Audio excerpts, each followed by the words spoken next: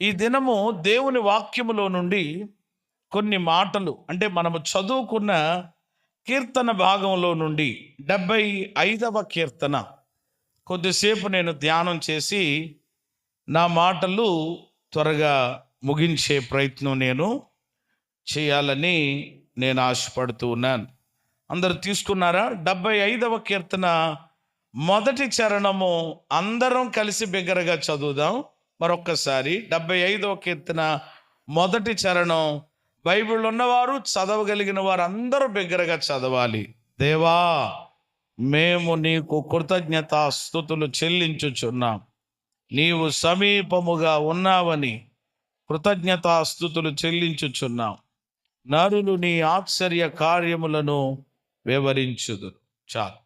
మనము చదువుకున్నటువంటి ఈ లేఖన భాగాన్ని గనక మనం ఆలోచన చేస్తే, ఈ కీర్తనల గ్రంథములో 150 కీర్తనలు చూస్తాం. ఈ 150 కీర్తనలు కొన్ని భాగాలుగా విభాగించారు. ప్రథమ స్కంధము, ద్వితీయ స్కంధము, తృతీయ స్కంధము అని ఒక 5 భాగాలు మనం ఈ కీర్తనల గ్రంథంలో చూస్తాం. ఇప్పుడు మనము ధ్యానం చేసేటువంటి ఈ కీర్తన భాగము ఎన్నవ భాగములోనిది అని అంటే 3వ భాగములోనిది. ఇది ఎన్నవ స్కంధము చెప్పండి?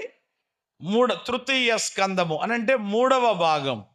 ఈ 3వ భాగములో ఎక్కువ ఎవరి పాటలు మనకు కనబడతాయి అని అంటే ఆసాపు గారి పాటలు కనబడతాయి. అమ్మా చెప్పండి, ఎవరి పాటలండి? ఆసాపు అనే ఆయన ఒక అద్భుతమైన గాయకుడు, గాయకులకే నాయకుడు. హల్లెలూయా. ఆసాపు ఎవరు చెప్పండి? గాయకులకే నాయకుడు. అంటే ఒక రకంగా చెప్పాలంటే క్వైర్ లీడర్ అంటారు. క్వైర్ లీడర్ అంటే క్వైర్ని ఏం చేస్తాడు? అతడు నడిపిస్తాడు. చాలా అద్భుతంగా పాడతాడు ఆసాపు. ఏమండి, ఈ యొక్క ఆసాపు గారు పాడిన పాటలు చాలా మనం చూస్తాం. అందులో 73 నుంచి ప్రారంభమవుతాయి. 73, 74, 75. నా మాటలు బాగా వెనకాల అర్థమవుతున్నాయండి? వెనకాల దాకా వినిపిస్తున్నాయి కదా? ఓకే, మంచిది. వినండి జాగ్రత్తగా. మరి దేవుని యొక్క వాక్యం మీద మన దృష్టి పెడదాం. ఈ 75వ కీర్తన ఆసాపు రచించిన కీర్తన. ఇది ఆసాపుతో పాటు అక్కడ ఉన్న ప్రజలు కూడా కలిసి పాడుతున్నారు.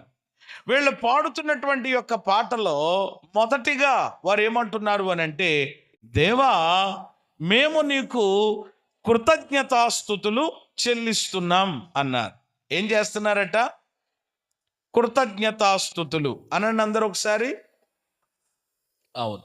ఏమంటే కృతజ్ఞతాస్తుతులు అంటే మీ అందరికీ తెలుసు కదా. కృతజ్ఞతాస్తుతులు చెల్లించుట లేక కృతజ్ఞత కలిగి ఉండుట అనగా మనందరికీ తెలిసిందే. కృతజ్ఞత కలిగి ఉండడం అని అంటే ఏంటి? దేవుడు చేసినటువంటి మేలులను, కార్యములను ఏమంటే తలంచుకుని వాటిని వివరించి ఏమంటే చక్కగా దేవుని యొక్క నామమును కొనియాడడమే, వాటిని గురించి చెప్పడమే. మన నోటి ద్వారా కావచ్చు, మన జీవితం ద్వారా కావచ్చు. ఇక్కడ వీళ్ళు దేవునికి కృతజ్ఞతాస్తుతులు చెల్లిస్తున్నారట. అయితే మనము దేవునికి కృతజ్ఞతలు చెల్లించడానికి చాలా కారణాలు ఉంటాయి. ఇప్పుడు ఉదాహరణకి బిడ్డలు సాక్ష్యం ఇచ్చి ఏమంటే దేవునిని మహిమపరిచారు అంటే వారి పట్ల దేవుడు చేసిన కార్యాలను బట్టి వారు దేవునిని ఏం చేశారు? సంఘం ఎదుట మహిమపరిచారు కదా. అంటే ఇలాగున ఫలానా విషయంలో ఆరోగ్యపరంగా, లేక ఆర్థిక పరంగా, లేక ఇదిగో కుటుంబ పరంగా, విద్యాపరంగా అని ఇలా మనం చెప్తాం ఒక్కొక్క విషయం. అయితే ఇక్కడ వీళ్ళు దేవునికి కృతజ్ఞతలు చెల్లించడానికి కారణం ఏంటి అంటే, ఈరోజు మనం దేవునికి కృతజ్ఞతలు చెల్లించడానికి ఏదో ఒక కారణం ఉంది. అది దేవుడు చేసిన మేలో, తప్పించినటువంటి కీడో ఏదో ఒకటి.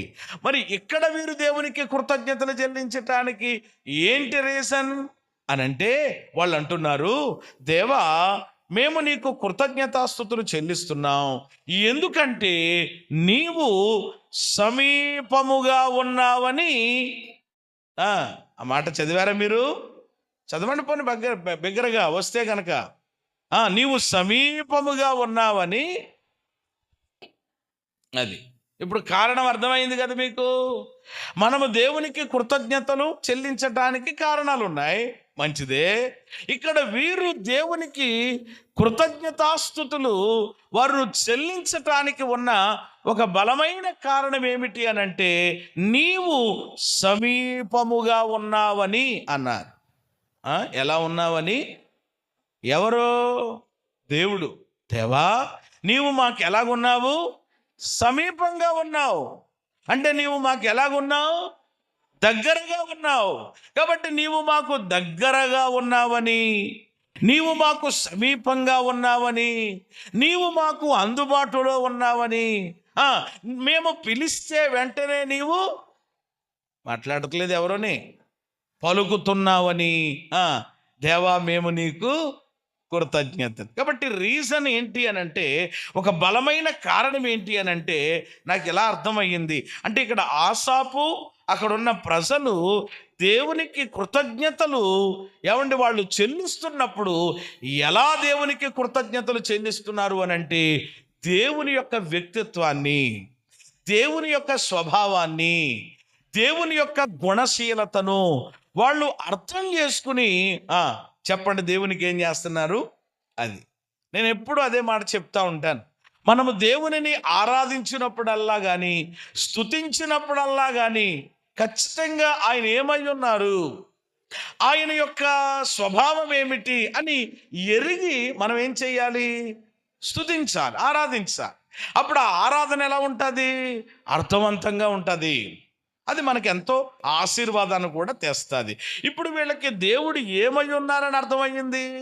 నీవు సమీపముగా ఉన్నావని అన్నారు. అక్కడ నీవు అనే మాట దగ్గర నెత్తి మీద ఒకటంకేసి కింద ఏమనుంది? నామము అని ఉంది. ఏమనుందో చెప్పండి. అంటే ఇప్పుడు నామము అని అంటే ఆయన పేరు. ఏమండి దేవుడు ఆయన యొక్క పేరు అన్నమాట, ఆయన యొక్క స్వభావం. అంటే ఇప్పుడు దేవుని యొక్క పేరు దేవుని యొక్క స్వభావాన్ని తెలియజేస్తుంది. నేను ఎప్పుడు చెప్తా ఉంటాను కదా మాట, దేవుడు ప్రేమ స్వరూపి అని ఉంది ఉదాహరణకి. ఇప్పుడు దేవుడి పేరు ఏంటంటే ప్రేమ స్వరూపి. అంటే ఇప్పుడు దేవుడు ఏమై ఉన్నాడు? అదనమాట. దేవుడు సత్య స్వరూపి. చెప్పండి దేవుడు ఎవరు అంటే ఇప్పుడు ఆయనలో ఏముంది? అలా ఏమంటే ఇప్పుడు పేరు దేన్ని తెలియజేస్తుంది? స్వభావాన్ని తెలియజేస్తుంది. చీమ అనగానే ఏం చేస్తుంది? ముద్దెట్టుకుంటుందా? కొడుతుంది. ఏమంటే ఇప్పుడు చీమ దాని పేరు ఏం తెలియజేస్తుంది? పాము ఏం తెలియజేస్తుంది? వేస్తుంది అంతే. ఒకటి కుక్క ఏం చేస్తుంది? పట్టుకుని పెక్క ఓడ బీగుతుంది అనమాట. అంటే ఇలాగా పేరు దేన్ని తెలియజేస్తుంది? అలాగే దేవుడు ఏమై ఉన్నారు అంటే ఆయన పేరు, ఆయన క్యారెక్టర్, ఆయన యొక్క స్వభావం, ఆయన యొక్క గుణశీలత తెలియజేస్తుంది. అందుకని అక్కడ నామము అనే మాట పుట్నోట్లో రాయబడ్డది. అంటే ఇప్పుడు దీనిని బట్టి మనం అర్థం చేసుకుందాం. ఇప్పుడు దేవుని పేరేంటి అని అంటే, ఆయన చెప్పండి ఎలా ఉండే దేవుడు అని అంటే సమీపముగా ఉండే దేవుడు. హల్లెలూయా. చెప్పండి ఎలా ఉండే దేవుడు? నీవు సమీపముగా ఉన్నావని, నీవు దగ్గరగా ఉన్నావని. దేవా మేము నీకు ఏం చేస్తున్నాము? కృతజ్ఞతాస్తుతులు చెల్లిస్తున్నాం. కాబట్టి ఈరోజు మన యొక్క అంశం ఏమిటి అని అంటే, ఈరోజు మనము నమ్మి ఆరాధించుచున్న దేవుడు ఎవరు అని అంటే సమీపముగా ఉండే దేవుడు. అందరూ చెప్పండి మాట. ఏ దేవుడు? అది సమీపంగా ఉంటారు. చదువుతారా మాటలు? అపోస్తుల కార్యముల గ్రంథం 17వ అధ్యాయము 26, 27 వచనాల్లో అపోస్తులుడైన పౌలు గారు ఓ సందర్భంలో, ఒక స్థలంలో ఈ అద్భుతమైన మాట అక్కడున్న ప్రజావాహినికి తెలియజేస్తారు. చదవండి. ఒక్కరు చదవండి. కంటిన్యూ చేయండి.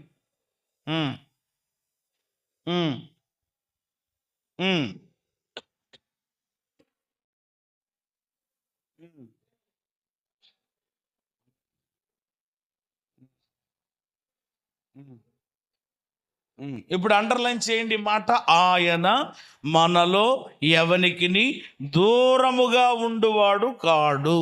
చాలు. ఇక్కడ అపోస్తలుడైన పౌలు ఎథెన్సు అనే ప్రాంతానికి వెళ్ళారు. చెప్పండి, ఎక్కడికి వెళ్ళారమ్మా? ఎథెన్సు. ఎథెన్సు అనే ప్రాంతం ఎలాంటి ప్రాంతం అనుకుంటున్నారు? చాలా భయంకరమైన విగ్రహారాధన అండి. మీరు ఎథెన్సు పట్టణానికి పోతే ఎక్కడ పడితే అక్కడ కుప్పలుగా ఏం కనబడతా ఉంటాయంటే అడుగడుక్కి విగ్రహాలు కనబడతాయి.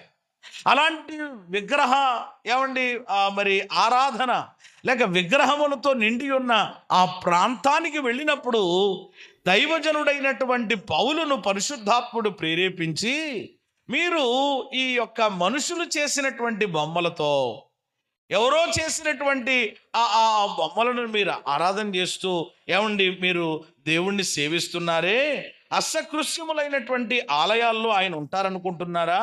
ఆయన నివసించడు. ఆయన ఎలాంటి వాడు అని అంటే అందరికీ జీవాన్ని, అందరికీ ఊపిరిని కలుగు చేసేవాడు, ఆయన సమస్తాన్ని దయచేసేవాడు అని ఇలాగా చాలా అద్భుతమైన స్వార్థ మాటలు చెప్తూ, ఒక్కొక్క మాట మీద ఒక్కొక్క వర్తమానం మనం ధ్యానం చేయొచ్చు. చాలా అద్భుతమైన మాటలు చెప్పి చివరగా ఫైనల్గా ఆయన చెప్పేది ఏంటి అని అంటే, ఓ ఎథెన్సు వారలారా, మీరు ఈ విషయాన్ని అర్థం చేసుకోండి, ఆయన మనలో ఎవనికిని దూరముగా ఉండేవాడు కాడు. హల్లెలూయా. ఈరోజు మనము నమ్మి ఆరాధిస్తున్నటువంటి దేవుడు మనలో ఎవరికి ఎలా ఉండేవాడు కాదు. అంటే దాని అర్థం ఏంటనమాట? దగ్గరగా. ఎంత దగ్గరగా?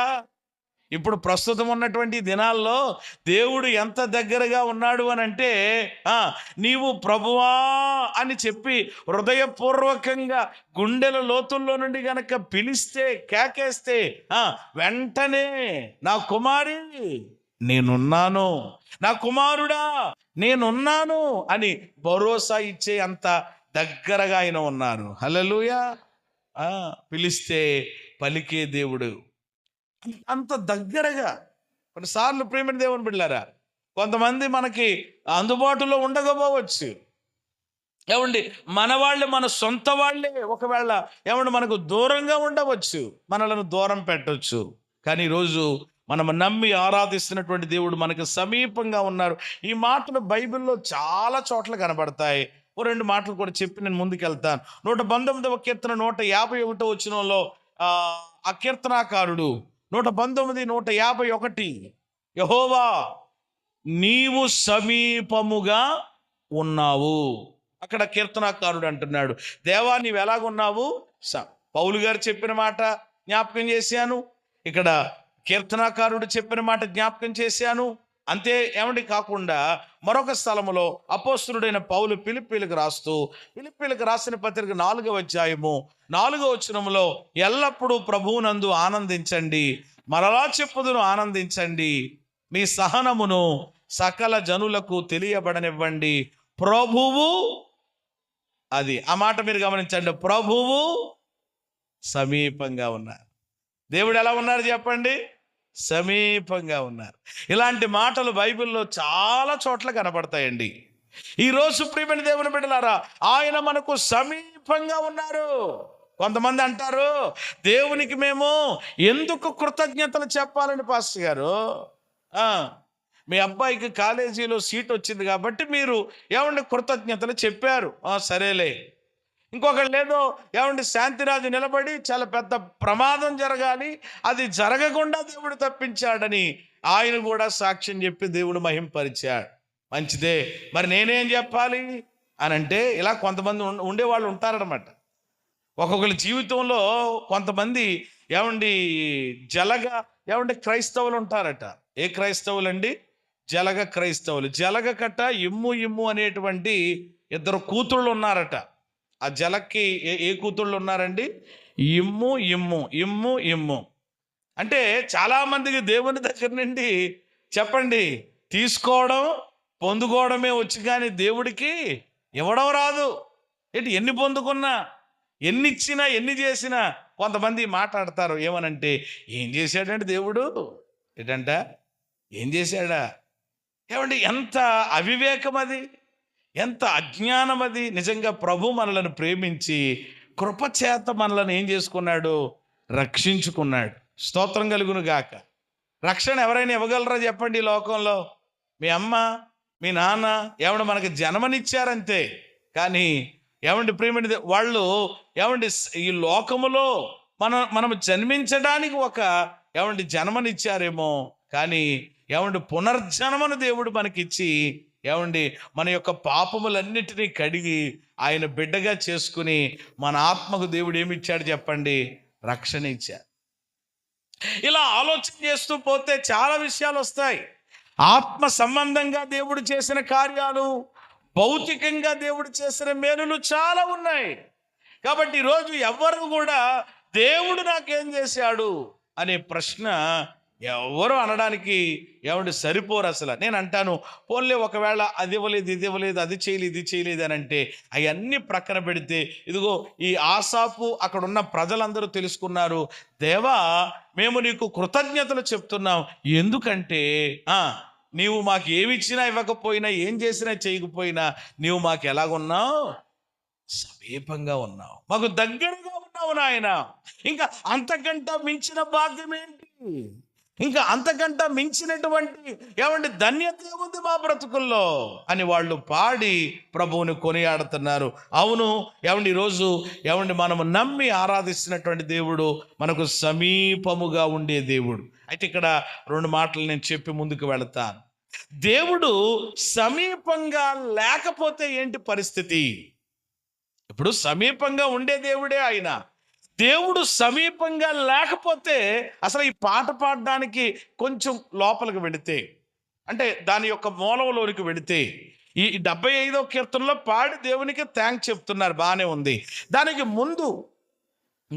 ముందు అసలు వాళ్ళ పరిస్థితి ఎలాగుంది? దేవుడు సమీపంగా లేకపోతే పరిస్థితులు ఎలాగుంటాయి అని అంటే 74వ కీర్తన చదివితే అర్థమవుతుంది. 74వ కీర్తన ఇప్పుడు చదవద్దులేండి, మీకు ఖాళీ ఉన్నప్పుడు, సమయం ఉన్నప్పుడు చక్కగా తీరుబడిగా ఇంటి దగ్గర చదవండి. అయితే అన్ని మాటలు చెప్పలేను కానీ కొన్ని మాటలు జ్ఞాపకం చేస్తాను.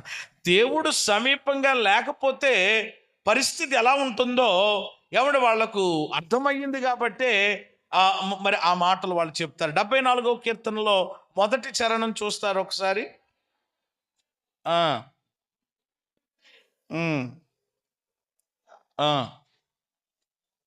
చాలు, మొదటి లైన్లోనే ఉంది, దేవా నీవు నిత్యము మమ్మును విడనాడితివేమి అన్నారు. దేవా మమ్మల్ని నీవు విడిచిపెట్టావేంటి అంటున్నారు. అంటే ఇప్పుడు దేవుడు వీళ్ళను ఏం చేశాడట?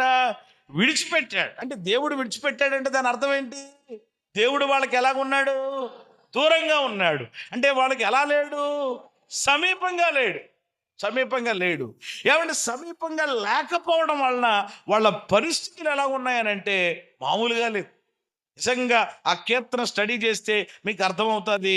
ఏమంటే దేవుడు వాళ్ళకి సమీపంగా లేని కారణం చేత ఏమండి ఆ మొదటి చరణంలోని నీవు మేపు గొర్రెల మీద నీ కోపము పొగరాజుచున్నదేమి అంటే ఇప్పుడు దేవుడు సమీపంగా లేకపోవడం వలన వాళ్ళ మీదకి మొదటిది దేవుని కోపం వచ్చింది. చెప్పండి, ఏమొచ్చింది? దేవుని కోపం పొగరాజుచున్నదేమి. ఏమండి వాళ్ళ మీద దేవుని కోపం ఏమవుతుందట? పొగరాజుతూ ఉందట. ఏమంటే మొదటిది దేవుని కోపం. అలాగే అందులో 3వ చరణం చదువుతారా? 3వ చరణం, శత్రువులు పరిశుద్ధల స్థలములో ఉన్న సమస్తాన్ని ఏం చేశారట? పాడు చేశారట. నిత్యము పాడయుండు. అదే కంగారు పడకండి, లైన్గా వెళ్ళండి. శత్రువులు ఏం చేశారట అండి? పరిశుద్ధ స్థలములలో ఉన్న ఆ వస్తువులను కూడా ఏం చేశారట? శత్రువులు. రెండవదిగా చూస్తే, ఒకటి దేవుని కోపం, 2 వాళ్ళ మీదకి ఎవరు వచ్చి పడ్డారు? శత్రువులు. అంటే శత్రువుల చేత ఏం చేయబడుతున్నారు? బాధించబడుతున్నారు. శత్రువులు వచ్చి ఏమండి పరిశుద్ధ స్థలములో ఉన్నటువంటి ఆ శ్రేష్టమైనటువంటి ఏమండి దేవునికి ఇష్టమైనటువంటి ఆ యొక్క ఆ వస్తువులను ఏమండి ఆ మొత్తం పాడు చేసేసారట. శత్రువులు వచ్చి శత్రువుల చేత బాధించబడుతున్నారు. అంత మాత్రమే కాదు, ఆ తర్వాత నిత్యము పాడుయుండు చోట్లకు విజయము చేయము. అంటే ఇక్కడ దీనిని బట్టి అర్థం చేసుకుంటే అపజయము ఏమండి వాళ్ళు పాలైపోయారు. అంటే ఓటమి వాళ్ళ జీవితంలోనికి వచ్చింది. ఏమంటే ఓటమి అనేటువంటిది వాళ్ళకి కలిగిందనమాట. ఎలాగున మీరు ఈ కీర్తన అంతా చదివితే ఏ మాటలు ఉంటాయన్నమాట. శత్రువులు వచ్చి పాడు చేశారు, ఏమండి అపజయం పాలైపోయాం, ఏమండి ఇలాంటి ఇబ్బందుల చేత మేము బాధపడుతున్నామని, ఏమండి వాళ్ళు ఈ కీర్తన అంతా మీరు చదువుకుంటుంటే విషయాలు అర్థమవుతూ ఉంటాయి. ఏమండి ఈ రీతిగా ఆలోచన చేస్తే, ఏమండి వాళ్ళ జీవితంలో దేవుడు వారికి సమీపంగా లేకపోవడం వలన, అంటే దేవుడు వాళ్ళకి దూరం అయిపోవడం వలన దేవుని కోపము వాళ్ళ మీదకి వచ్చింది. శత్రువులు వాళ్ళను చుట్టుముట్టారు, అపజయము పాలైపోయారు. ఇంకా చూసుకుంటే శ్రమ, బాధ, కలవరం, కన్నీళ్ళు, ఇవన్నీ కూడా వాళ్ళకి ప్రాప్తించాయి, ఇవన్నీ వాళ్ళకి వచ్చినాయి. అంటే చూడండి ఎంత, ఏమండి దయనీయమైన పరిస్థితిగా వాళ్ళ పరిస్థితి అయిపోయింది. వీటన్నిటికీ ఒక్కటే కారణము, అదేంటనంటే దేవుడు వాళ్ళకి ఎలా లేడు. అది కొన్నిసార్లు కూడా, ఏమంటే మన యొక్క జీవితంలో కూడా ఏంటి పరిస్థితులు ఈ విధంగా, అంటే అన్నీ అని నేను చెప్పలేను కానీ, అంటే అన్ని పరిస్థితులకు ఇదే కారణమని చెప్పలేను కానీ, కొందరి జీవితంలో మాత్రం దేవుని యొక్క కోపం, ఏమంటే వాళ్ళ మీదకి దిగి వచ్చినా, లేక శత్రువుల చేతికి అప్పగించబడిన, అపజయాలు గుండా ప్రయాణం చేస్తున్న, శ్రమకు, బాధకు, దుఃఖానికి ఏమండి ఏమిటి కారణం అని అంటే, కొందరి జీవితాల్లో ఏమండి దేవుణ్ణి వాళ్ళు దూరం చేసుకోవడం వల్లనే. ఇప్పుడు ఉదాహరణకి మనందరికీ బాగా తెలుసు, తప్పిపోయిన కుమారుడు ఉన్నాడు. ఇప్పుడు ఎవరికి దూరం అయ్యాడు? తండ్రికి దూరం అయ్యాడు. తండ్రిని, తండ్రి యొక్క ప్రేమను అతడు దూరం చేసుకుని వేటికి దగ్గరయ్యాడు? లోకానికి దగ్గరయ్యాడు, పాపానికి దగ్గరయ్యాడు. తన ఫలితం ఏంటి అని అంటే, ఉన్నదంతా చెప్పండి ఏమయ్యి పోయి ఆఖరికి ఎలాంటి పరిస్థితికి వచ్చేసాడు? పందులు తినే పొట్టు కదా.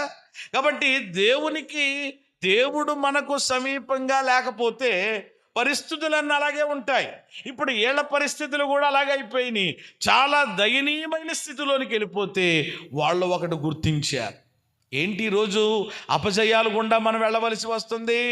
శత్రువులు వచ్చి మనల్ని ఎలా చుట్టుముట్టేశారేంటి? ఈ శ్రమ ఏంటి? ఈ బాధ ఏంటి? అంటే దేవుడు మనకు ఎలా లేడనమాట అని వెంటనే ఆ సంగతి గ్రహించి, కొంతమందికి అర్థం కాదండి. అందుకనే పెద్దలు సామెత చెప్పారు, ఏమండి క్షవరమైనా కానట మాట్లాడరేమ్మా, మనోడికి వివరం వచ్చింది, ఎవరికి? తప్పిపోయినా. అందుకని బైబిల్లో చక్కని మాట ఉంటుంది, బుద్ధి వచ్చినప్పుడు అని ఉంటుంది. ఏమొచ్చినప్పుడు? వచ్చిందట ఆయనకి, రావాలది. కొంతమందికి అన్నీ అయిపోయినా కానీ ఇంకా ఏమి రాదనమాట, అది రాదనమాట. చాలా ఇబ్బంది. వీళ్ళకి వచ్చిందండి, వెంటనే చూసుకున్నారనమాట. ఏంటి పరిస్థితి? శత్రువులు ఎందుకు మనల్ని చుట్టుముడుతున్నారు? మనం ఎక్కడికి వెళ్ళినా ఎందుకు అపజయం వస్తుంది? ఈ శ్రమ ఏంటి? బాధ ఏంటి? కలవరం ఏంటి? ఓహో, దేవుడు మనకు ఎలా లేడనమాట. వెంటనే వాళ్ళు ప్రార్థన చేయడం మొదలెట్టారు, వాళ్ళు మొరబెట్టారు. మీరు అందులో చదువుకోండి, 16వ వచనం, పగలు నీదే, రాత్రి నీదే, సూర్య చంద్రులను నీవే నిర్మించితివి, భూమికి సరిహద్దులు నియమించిన వాడవు నీవే. వేసవి కాలము, మీరు ఆగండి, చలికాలము నీవే కలగజేసితివి. యెహోవా, శత్రువులు నిన్ను దూషణ చేయుటకు, అవివేక ప్రజలు నీ నామమును దూషించుటకు మనసునకు తెచ్చుకొనుము. ఇప్పుడు వీళ్ళు మొర్ర పెట్టడం మొదలెట్టారు, ప్రభువా పగలు నీదే నాయనా, రాత్రి నీదే నాయనా, సూర్య చంద్రులను నిర్మించిన వాడవు, వేసవి కాలము, శీతాకాలము, ఈ కాలాలన్నీ నిర్మించిన వాడవు కూడా ఎవరవు? నీవే నాయనా అని దేవుని గొప్పతనము, దేవుడు ఎలాంటి వారో తెలుసుకుని ఇప్పుడు వాళ్ళు ప్రార్థన చేస్తున్నారు. ఒక్కసారి మనసునకు తెచ్చుకొనుము. ఏమన్నా అందులో 19వ వచనములో, శ్రమనందు నీ వారిని నిత్యము మరువకుము. 20వ వచనంలో, నా నిబంధనను జ్ఞాపకము చేసుకునుము. అన్ని మూ వస్తాయి. మనసునకు ఒకసారి తెచ్చుకోను ఆయన, ఒకసారి మమ్మలను అయ్యా నీవు మరవద్దు నాయన, నిత్యము మమ్మలను మరవద్దు నాయన, నీ నిబంధనను ఒక్కసారి జ్ఞాపకం చేసుకోను ఆయన. 21 కూడా బాగుంటుంది, నలిగిన వానిని అవమానముతో వెనుకకు మరలనీయకుము, శ్రమనొందు వారును దరిద్రులను నీ నామమును సన్నుతించుదురుగాక. ఇప్పుడు దేవుడికి ఏం చేస్తున్నారు? వీళ్ళు మొరపెడుతున్నారు, ప్రార్థన చేస్తున్నారు. దేవా ఒక్కసారి ప్లీజ్ దయచేసి నీ మనస్సునకు తెచ్చుకుని ఆయన మమ్మలను కనికరించు నాయన. మా పరిస్థితి ఇలాగ అయిపోయింది నాయన. కారణం ఏంటనంటే నీవు మాకు ఎలా లేవు అని ఎప్పుడైతే దేవునికి వాళ్ళు ప్రార్థన చేయడం మొదలెట్టారో దేవుడు వాళ్ళ మనవిని విన్నారు. దేవుడు వాళ్ళను జ్ఞాపకం చేసుకుని ఏమండి దేవుడు వాళ్లకు చెప్పండి ఇప్పుడు ఏమైపోయారన్నమాట, దగ్గరైపోయారు. మనం ఆరాధిస్తున్న దేవుడు ఎంత కృప కలిగినటువంటి దేవుడు అంటే, మనం ఎంత బలహీనమైపోయి కొన్నిసార్లు ఎంత దిగజారిన స్థితికి వెళ్ళిపోయినా కానీ ఏమండి మరలా మనము గనక దేవుని తట్టు తిరిగి ఏమండి ఆ యొక్క ఏమండి పశ్చాత్తాపంతో ప్రభు వైపు గనక మనము చూడగలిగితే గనక, దేవుని వైపు గనక ఏమండి మన ముఖమును ఎత్తగలిగితే గనక, మన చేతులు ఆయన వైపు చాపగలిగితే గనక దేవుడు తిరిగి మరలా మనలను కనికరించేటువంటి దేవుడు. హల్లెలూయా. అందుకని సంవత్సరానికి దేవుడు ఇచ్చిన పేరేంటి చెప్పండి? ఇది పునరుద్ధరణ సంవత్సరం అనండి అందరూ ఒకసారి మరలా. అంటే దేవుడు మనల్ని ఏం చేయబోతున్నాడు? నీవు ఆయన వైపుకి తిరిగితే, నీవు నీ ముఖం ఆయన వైపు ఎత్తితే, ఏమండి నీవు దేవుని సన్నిధిలో కనుక ఏమండి మంచి మనస్సుతో ఏమండి దేవుని యొక్క పాదాలు పట్టి ప్రార్థిస్తే తిరిగి మరలా ఏమండి సమీపముగా లేని దేవుడు చెప్పండి ఇప్పుడు ఏమైపోతాడు? అది చూసారు, దేవుడు సమీపంగా లేకపోతే ఎలా ఉంటుంది? మాట్లాడతలేదు ఎవరుని. కుడుతులో పడ్డ ఎలకలాగా ఉంటుంది పరిస్థితి. ఎలక కుడుతులో పడితే ఎలా ఉంటుంది? పైకి రాలేదు, కింద ఉండలేదు. అది దేవుడు కొన్నిసార్లు ఏమంటే దేవుడు దూరం అయ్యాడు అనుకోండి, ఇంకా చాలా భయంకరమే. ఇంకా మన పరిస్థితి చాలా ఏమంటే అగమ్య గోచరం. కాబట్టి దేవుడు సమీపంగా లేకపోతే ఏంటో 74వ కీర్తన చెప్పారు. ఇప్పుడు 75వ కీర్తన పాట ఏంటంటే, దేవా మా ప్రార్థన ఆలకించి మా మొర్ర ఆలకించి మరలా నీవు మాకు ఎలాగున్నావు. అది ఇప్పుడు ఇక్కడ 2 మాటలు చెప్పాలనుకుంటున్నాను. అదేంటి అని అంటే, ఇప్పుడు సమీపంగా లేకపోతే పరిస్థితులు ఎలాగున్నాయి చూసాం. ఇప్పుడు దేవుడు సమీపంగా ఉంటే ఇప్పుడు ఏం జరిగింది అని అంటే, వాళ్ళ మొర్ర ప్రార్థన విన్న దేవుడు ఏం చేశాడు అని అంటే, నెంబర్ 1 మొట్టమొదటి మాట, వాళ్ళ పరిస్థితులను అన్నీ మార్చేశాడు. హల్లెలూయా. వాళ్ళ పరిస్థితులన్నీ ఏం చేశాడు? అప్పుడు దాకా అంటే మొదటిగా దేవుని కోపం, ఇప్పుడు ఆ దేవుని కోపం పోయి వాళ్ళ మీదకి ఏమొచ్చింది? దేవుని వాత్సల్యం వచ్చింది, దయ వచ్చింది. ఆయన కోపము నిమిషం మాత్రం ఉండును, ఆయన దయ. అంటే ఇప్పుడు దేవుని కోపం పోయి ఏమొచ్చింది చెప్పండి? అది దేవుడి కోపం మనలాంటి కోపంలా ఉండదండి ఆయనది. దేవుని కోపము ఏమండి ఉంటుంది కానీ అది చాలా ఆ సెకండ్లో ఉన్న చాలా భయంకరంగా ఉంటుంది. కానీ తర్వాత ఆయన దయ చూస్తే ఆయుష్కాలం. అంటే ఇప్పుడు దేవుడు కోపం పోయి ఏమొచ్చింది అనమాట? దేవుని దయ వచ్చింది. ఏమండి ఇప్పుడు అంతకుముందు ఎవరు ముట్టారు? శత్రువులు. ఇప్పుడు శత్రువులను దేవుడు ఏమండి వెళ్ళగొట్టించాడు. ఏమండి ఆ యొక్క శత్రువుల చేతుల నుండి వారికి విడుదల కలిగింది. ఏమండి ఇలాగున మీరు అపజయం అంతకుముందు, ఆ తర్వాత విజయం. ఏమండి అంతకుముందు శ్రమ ఏమండి అది తొలగిపోయింది. అంటే ఒక మాటలో చెప్పాలనంటే దేవుడు ఏమండి వాళ్ళకు సమీపంగా వచ్చి వాళ్ళ పరిస్థితులన్నీ ఏం చేశాడు? మార్చేశాడు. ఈరోజు మన జీవితంలో కూడా, ఈరోజు నీ జీవితంలో కూడా ఏమండి దేవుడు మనకు సమీపంగా ఉంటే, దేవుడు మనకు దగ్గరైతే ఆయన మన ప్రతి పరిస్థితిని చెప్పండి ఏం చేస్తాడు? మార్చేస్తాడు. రోగంతో బాధపడుతున్నావా? రోగాన్ని ఎలా మార్చగలడు? ఆయన ఆరోగ్యంగా మార్చేస్తాడు. దుఃఖముతో ఉన్నావా? దుఃఖాన్ని సంతోషంగా మార్చేస్తాడు.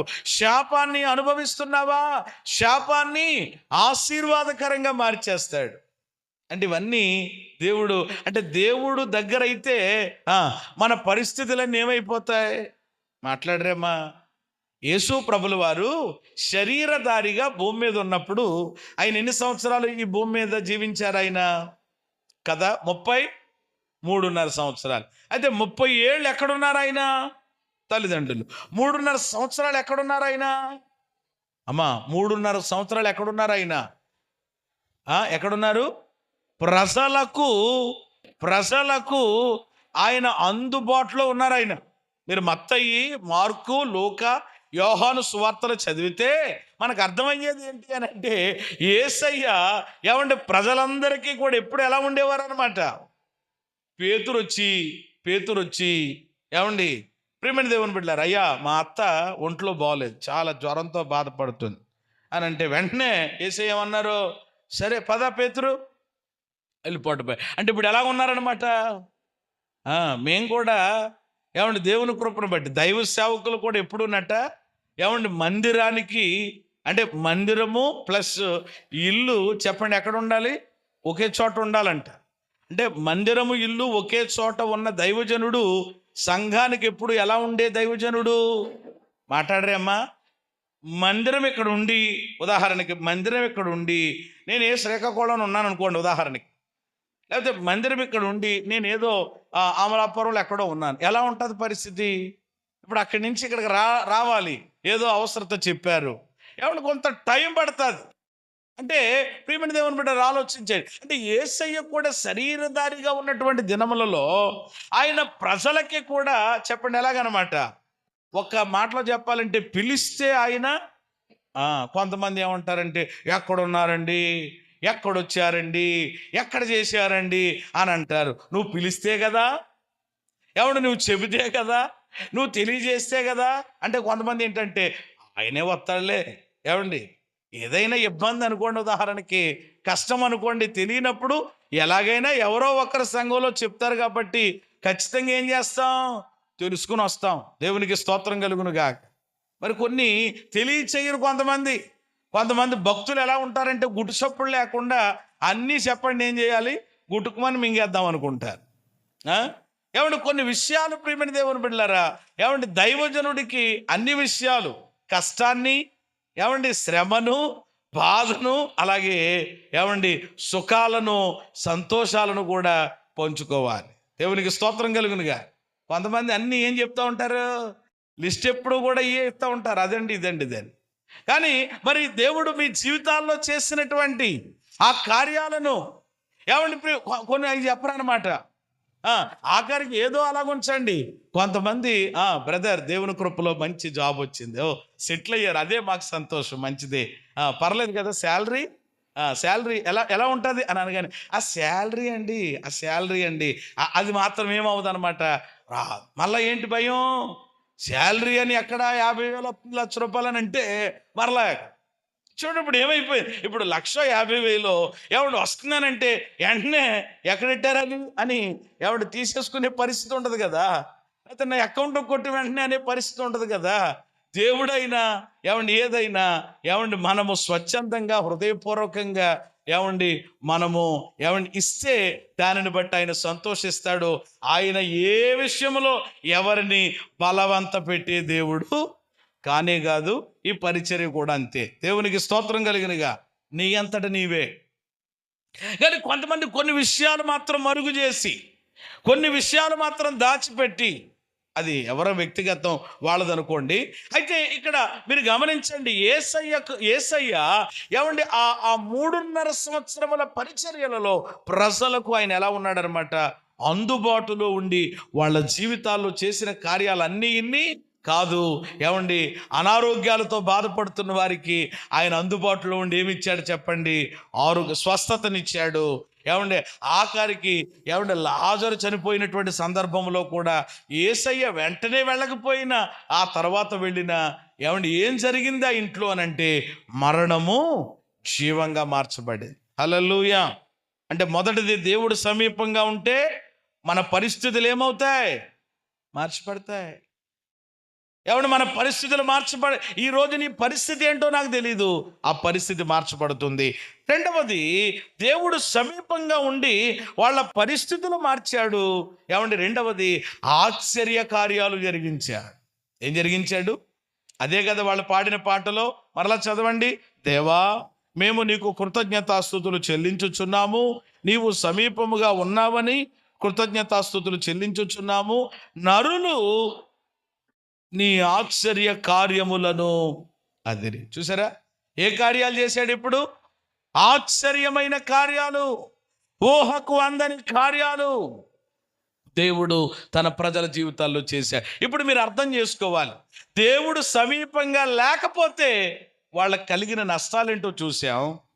ఏమండి, దేవుడు సమీపంగా ఉన్న కారణం చేత ఏమండి ఇప్పుడు వాళ్ళ పరిస్థితులన్నీ దేవుడు ఏం చేశాడు, మార్చేసి వాళ్ళ పక్షంగా వాళ్ళ జీవితాల్లో దేవుడు ఏం జరిగించాడు చెప్పండి, ఆశ్చర్యమైన అప్పుడు ఇప్పుడు వీళ్ళ దేవునికి ఏం చేస్తారన్నమాట, దేవా నీవు మాకు ఎలాగున్నావు, సమీపంగా ఉన్నావు, నీవు మాకు సమీపంగా లేనప్పుడు మా పరిస్థితులు మేము చూసాము నాయన, నీవు మాకు దగ్గరయ్యావు, మాకు అందుబాటులో ఉన్నావు, మా మనవలు విన్నావు, మా మొర్ర విన్నావు, ఇదిగో మా పరిస్థితులన్నీ మార్చేశావు, మా బ్రతుకుల్లో ఆశ్చర్య కార్యాలు చేశావు, మీకు కృతజ్ఞతలయ్యా, మీకు వందనాలయ్యా అని ప్రభువుని వారు ఏం చేస్తున్నారు చెప్పండి, మహిమ పరుస్తున్నారు.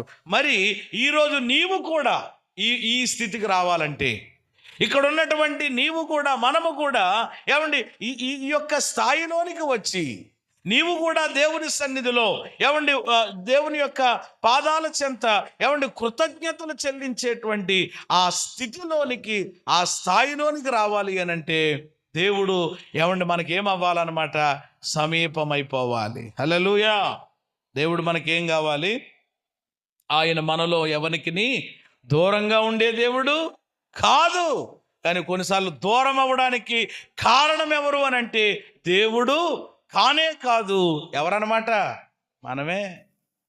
మన అవిధేయతలను బట్టి ఇశ్రాయేలీయుల విషయంలో చూడండి, ఓ టైంలో దేవుడు ఏమన్నాడు, నిర్గమకాండం 33లో చదవద్దు కానీ మోషేతో దేవుడు అన్నాడు, మోషే ఇక నేను మీతో రాను అన్నాడు. అంటే అప్పటిదాకా వచ్చాడా లేదా, మాట్లాడరేమ్మా, అప్పటిదాకా వాళ్ళకి దేవుడు సమీపంగా ఉన్నాడా లేదా, ఉండి ఆశ్చర్యకార్యాలు చేశాడా లేదా, ఇక్కడ రానంటున్నాడు. కారణం ఏంటి, ఇప్పుడు దేవుడు కోపం వచ్చిందా, ఎవడు వచ్చింది, ఎందుకు వచ్చింది అని అంటే, మోషే నేను ఇక మీదట రాను, రావాలనుకోవట్లేదు, ఎందుకనంటే ఈ ప్రజలు లోబడనొల్లని ప్రజలు చెప్పాడు దేవుడు. కాబట్టి కొన్నిసార్లు దేవుడు దూరమైపోవడానికి ఏమండి దేవుని వైపు నుంచి ఏమి మనం చూపించలేం. ఏమండి దేవుని వైపు నుంచి ఏ లోపమును ఎవరో కూడా చూపించలేరు. ఆయన లోపము లేని ఏమండి ఆయన పరిశుద్ధుడు. ఆయన అయితే ఏమండి లోపమైనా ఏమండి తేడా అయినా ఏదైనా ఉండేది ఎవరిలోనమాట, అందుకని మనలను మనం ఏం చెయ్యాలన్నమాట, ఏంటి ఎందుకు దేవుడు రానంటున్నాడు, ఎందుకు దేవుడు నాకు సమీపంగా ఉండట్లేదు, ఇంతకుముందు ప్రార్థన చేస్తే వెంటనే ఆయన యొక్క స్పర్శ అనుభవించేదాన్ని, ఇంతకుముందు ప్రార్థించిన వెంటనే దేవుని స్వరాన్ని వినేదాన్ని, ఇంతకుముందు ప్రార్థన చేసిన వెంటనే దేవుని యొక్క సమాధానం, దేవుని యొక్క అది నాకు అర్థమయ్యేది, ఏంటి ఇప్పుడు ఎక్కడ ప్రాబ్లం అని ఏమంటే మనలను మనము స్వపరీక్ష అనేది ఎప్పటికప్పుడు దేవుని పిల్లలంగా చేసుకుంటూనే ఉండాలి. దేవునికి స్తోత్రం కలిగినగా. కాబట్టి ఇప్పుడు ఆయన దూరమైపోవడానికి ఏమండి మనలో ఏమైనా ఉన్నాయా అని పరిశీలన చేసుకుని ఏమండి దేవుని సన్నిధిలో వాటిని విడిచిపెడితే మరలా ఆయన మనకి ఏమవుతారు చెప్పండి, దగ్గర అవుతారు. నేను త్వరగా మనకు ఉన్నటువంటి టైంలో నేను ఎక్కువ మాటలు చెప్పను కానీ దేవుడు ఎవరికి సమీపంగా ఉంటారో చాలా విషయాలు బైబిల్లో ఉన్నాయి. కానీ ఒక 3 కానీ 4 కానీ టకటక కట్టే కొట్టే తెచ్చి అన్నట్లుగా చెప్పి నా మాటలు ముగిస్తాను. జాగ్రత్తగా గమనించండి. దేవుడు ఎవరికి సమీపంగా ఉంటారు, సమీపంగా ఉంటే ఏం జరుగుతుందో లేకపోతే ఏం జరుగుతుందో కూడా చెప్పాను నేను మీకు, మరలా వివరించాల్సిన పని లేదు. ఇప్పుడు దేవుడు మనకు దగ్గర అవ్వాలంటే, దేవుడు సమీపంగా ఉండాలంటే ఏమండి ఎవరికి దేవుడు సమీపంగా ఉంటారు అని అంటే బైబిల్ ఎలా చెప్తుంది, చదువుతారా మంచి మాటలు చూడండి. బైబిల్లో 34వ కీర్తన, ఎక్కువ విషయాల కీర్తనలో మనకు దొరుకుతాయి. ఈ మాటలు జ్ఞాపకం చేస్తాను. 34:18 విరిగిన హృదయము గలవారికి యెహోవా ఆసన్నుడు. చాలు, ఆసన్నుడు అని అంటే దాని అర్థం ఏంటి చెప్పండి, సమీపంగా ఉంటారు అని అర్థం వస్తుంది. ఎవరికి దేవుడు సమీపంగా ఉంటారు? ఈరోజు దేవుడు నీకు సమీపంగా ఉండాలంటే, దేవుడు నీకు దగ్గరగా ఉండాలంటే నీవు పిలిస్తే వెంటనే ఆయన పలకాలి. ఆయన దగ్గర నుంచి ఏదో ఒక సందేశం, ఏదో ఒక ఆనవాలు ఏమండి నీవు వెంటనే నీవు కలిగి ఉండాలి అని అంటే ఎవరికి దేవుడు సమీపంగా ఉంటారట? కీర్తనాకారుడైన దావీదు చాలా అద్భుతమైన కీర్తన, 34వ కీర్తన, అందులో ఆయన అంటాడనమాట, విరిగిన హృదయము గలవారి. ఏ హృదయం అటండి? విరిగిన హృదయం. నేను అంటాను మిమ్మల్ని, ఏమంటే ఎప్పుడైనా మీ హృదయం విరిగిందా? మిమ్మల్ని అడుగుతున్నాను, మీ హృదయం ఎప్పుడైనా విరిగిందా? మాట్లాడతలేదమ్మా. అది ఎలాగుంటుందండి అని అనకండి దయచేసి. విరిగిన హృదయం. కొన్నిసార్లు మనుషులంగా ఏమండి మన జీవితాల్లో ఎదుర్కొనే కొన్ని పరిస్థితులను బట్టి, అది ఏదైనా కానివ్వండి, కుటుంబ పరంగానైనా, ఏమండి అది ఆరోగ్యపరంగాను, ఆర్థిక పరంగాను, లేక ఆ మనుషుల వైపు నుంచి, కుటుంబంలో ఉన్న వాళ్ళ వైపు నుంచో, బయట ఉన్న వాళ్ళ వైపు నుంచో, బంధువుల వైపు నుంచో, ఆయా సార్లు ఆయా పరిస్థితులను బట్టి, ఆయా కారణాల ద్వారా కొన్నిసార్లు మన యొక్క హృదయం చెప్పండి ఏమైపోద్ది? విరుగుతుంది. ఏమవుతుంది చెప్పండి? విరుగుతుంది. ఏమండి అది చాలా నలిగిపోద్ది అనమాట. ఏమండి హృదయం నలగడం, హృదయం విరగడం అనేటువంటిది అది చాలా, ఇప్పుడు శరీరానికి అనుకోండి అది వేరే విషయం. శరీరం ఏదైనా నలిగింది అనుకోండి, దానికి ఏం చేస్తామన్నమాట? ఏ ఆయింట్మెంటో లేకపోతే ఏ మాత్రం వేస్తాం. ఇప్పుడు హృదయానికి గాయమైతే, హృదయం నలిగితే అది ఎంత ఏమండి బాధగా ఉంటుంది. ఆ హృదయ బాధ, ఆ హృదయము, ఆ నలిగిపోయినటువంటి ఆ పరిస్థితిని ఏమండి మనుషులు ఎవ్వరూ కూడా ఆ గాయాన్ని ఏం చేయలేరు? మాన్పలేరు. ఎవరు మాత్రమే ఏమండి ఆ గాయాన్ని మాన్పగలరు? దేవుడు మాత్రమే. ఆయన మాట మాత్రమే. దేవునికి స్తోత్రం కలిగినగా. కొన్నిసార్లు మన హృదయం విరిగిపోతూ ఉంటుంది. అప్పుడు మనం అనుకుంటాం ఏంటి పరిస్థితి? కానీ ఒక విషయం చెప్పనా, నీవు ఏ పరిస్థితిని బట్టి, దేన్ని బట్టి నీ హృదయం విరిగిపోతుందో, దేనిని బట్టి నీ హృదయం నలిగిపోతుందో, దానిని బట్టి నువ్వు బాధపడుతున్నావు. కానీ ఏంటి పరిస్థితి ఎలాగైపోయిందని చెప్పి దానిని బట్టి నీవు చింతపడుతున్నావు. కానీ ఒక విషయం ఇక్కడ అర్థం చేసుకోవాలి. అదేంటంటే, ఎప్పుడైతే మన హృదయము దేనిని బట్టి అయితే విరిగిపోతుందో ఏమండి, అప్పుడు ఏమండి మనం విచారించి కృంగిపోతాం. కానీ మనం అర్థం చేసుకోవాల్సిన విషయం ఏంటంటే, అది దేవునికట చాలా ఇష్టమైనటువంటిదిగా ఉందట. ఆ విరిగిన హృదయం ఎవరికి ఇష్టం చెప్పండి? దేవునికి ఇష్టం. అందుకని దీని మీద ఒక పాట కూడా ఒక భక్తుడు రాశాడు, విరిగిన మనసే నీకు ఇష్టము అని. చాలా అద్భుతమైన పాట అది, పాత పాట. విరిగిన మనసే నీకు అతి ప్రియము అని అంటాడు. అంటే ప్రియమైన దేవుని బిడ్డలారా, విరిగినటువంటి హృదయం లేక విరిగినటువంటి మనస్సు అది దేవునికి ఎలాంటిది చెప్పండి? అతి ప్రియమైనది, అతి ఇష్టమైనటువంటిది. అంటే దానిని బట్టి అర్థం చేసుకోవాల్సింది ఏంటంటే, ఎవరైతే ఎవరి హృదయం నలుగుతుందో, ఎవరి హృదయం విరుగుతుందో అది దేవునికి ఇష్టమైన పనిగా ఉండి, అలాంటి వారికి దేవుడు ఎలా ఉంటాడనమాట? ఆసన్నుడుగా ఉంటాడు. చెప్పండి ఎలా ఉంటాడు? అది నీ హృదయం నలిగిన సారి, నీ హృదయం విరుగుతున్న ప్రతిసారి కూడా ఏమంటే దానిని బట్టి ఎలాగైంది అంటారు? కృంగిపోవటం కాదు. అంటే దీనిని బట్టి అయినా, కొంతమంది అంటూ ఉంటారు, వాళ్ళు అన్న మాటను బట్టి అండి మా హృదయం, మా మనసు ఏమైపోయిందండి? విరిగిపోయిందండి అంటారు, లేకపోతే నలిగిపోయిందండి అంటారు. కానీ ఆ మాటను బట్టి నీ హృదయం ఏమండి అక్కడ నలిగి, లేక దానిని బట్టి నువ్వు బాధపడుతున్నావేమో. కానీ ఒకవైపు సంతోషించాలి. ఏంటంటే ఆ టైంలో ఏమండి నీ హృదయం నలగడం, విరగడం ద్వారా అది దేవునికి ఒక ఇష్టమైన బలిగా ఆయన దగ్గరికి వెళ్ళింది. ఓ రకంగా చెప్పాలనంటే అలాగున ఎవరో ఆ మాటనో ఇంకోటనో ఏమండి నీ హృదయాన్ని నలగడం లేక విరగడం, ఏమండి ఒక రకంగా చెప్పాలనంటే వారు నీకు ఏం చేశారనమాట? మేలు చేశారని గ్రహించాలి నీవు. దేవునికి స్తోత్రం కలిగినగా. ఏమంటే కొంతమంది మామూలుగా ప్రార్థన చేయరండి. పరిస్థితులన్నీ బాగుండి చక్కగా బండి వెళ్ళిపోతుంది అనుకో, ప్రార్థన రాదు. ఏమండి అత్తగారు ఏదైనా అన్నదనుకోండి, కోడలు ఏదైనా అన్నదనుకోండి, పక్కింటోళ్ళు ఏదో మాట అన్నారనుకోండి, దానిని బట్టి వెంటనే అదే మనకు లేని దానిని బట్టి, ఇప్పుడు ఉదాహరణ ఇంట్లో ఏదో లేదు, అలా చేయొచ్చు కదా ఏదో అన్నారనుకోండి, ఒకేసారి మనసు ఏమైపోయింది? ఏమండి ఇదయింది. అలాంటి టైంలో ఆ విరిగిన మనసుతో ఏమండి రోడ్డు ఎక్కేసి నాకు లేదంటావా లేకపోతే అదంటావా అని చెప్పి గొడవ పెడితే అది వేరే విషయం. కానీ దేవుని పిల్లలు వెంటనే దానిని బట్టి ఆ నలిగిన మనస్సుతో, ఆ విరిగిన హృదయంతో వెంటనే డైరెక్ట్గా ఎక్కడికి వెళ్ళిపోవాలి? మాట్లాడరేమ్మా, అది రాదు కొంతమందికి. భర్త ఏదో అంటాడు, ఒకవేళ అన్నప్పటికీ కొంచెం చివుక్కుమంది, గుండె ఇదయింది. అలాంటి హృదయంతో నువ్వేం చేయాలన్నమాట? భోజనం చేయడం మానేయడమో, లేకపోతే ఆయనకు భోజనం వండడం మానేయడమో, 10 రోజులు బ్యాగ్ సర్దేసి చెప్పండి ఎక్కడికి, అది కాదు. వెంటనే ఏం చేయాలన్నమాట? విరిగిన మనసే నీకతి ప్రియమో యేసునాదా అని ఆ యేసు దేవుని యొక్క పాదాలు ఏం చేయాలన్నమాట? పట్టుకుని కన్నీళ్లతో ఆయన పాదాలు కడిగేయాలి. చేతులెత్తి స్తోత్రం చెప్పండి. ఏమండి, సూటిపోటు మాటలు విన్నటువంటి అన్న హృదయం ఏమైపోయింది? గొడ్డుమోతురాలు. ఈ మనిషి ఏమండి ఏ కార్యానికి ఇలాగ రకరకాలుగా మాట్లాడుతుంటే ఆ హృదయంతో ఆ మనసుతో ఎక్కడికి వెళ్ళింది? అమ్మగారింటికి వెళ్ళిందా? ఎక్కడికి వెళ్ళింది? సైన్యములకు అధిపతి అయిన షిలోహులో ఉన్న దేవుని మందిరానికి వెళ్ళింది. తన ఆత్మను ఏం చేసింది? అది మనసు విరిగి నలిగినప్పుడు ఎక్కడికి రావాలన్నమాట? దేవుని పాదాల దగ్గరకు రావాలి. స్తోత్రం చెప్పండి. హాస్పిటల్కి వెళ్ళడం కాదు, పార్క్కి వెళ్ళడం కాదు, అక్కడెక్కడికి వెళ్ళడం కాదు, మేడ మీదకి వెళ్ళడం కాదు, సెల్ ఫోన్ ఎట్టుకుని ఏదో చూడటం కాదు, దేవుని సన్నిధికి వెళ్ళిపోవాలి. ఆ హృదయం అంటే దేవునికి చాలా.